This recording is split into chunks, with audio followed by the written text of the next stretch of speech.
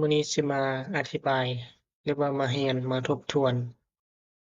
บทเรียนเกี่ยวกับลูกระเบิดบ่ทันแตก EOD เนาะจะมาเริ่มด้วยลูกปืนใหญ่37 มม. ลูกปืนใหญ่ชนิดนี้ตระกูลของมันเขาเอิ้นว่าลูกปืนใหญ่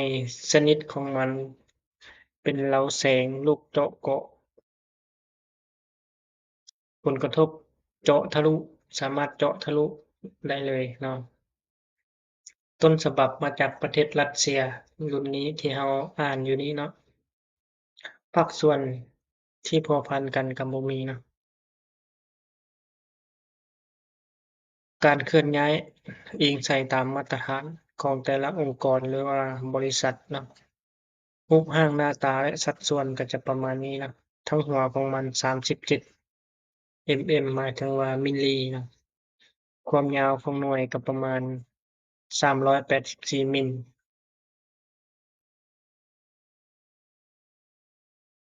โอเคเนาะท่านใดสนใจอยากเรียนอยากศึกษาหรือว่ามาอ่านทบทวนบทเรียนนำกันก็เชิญ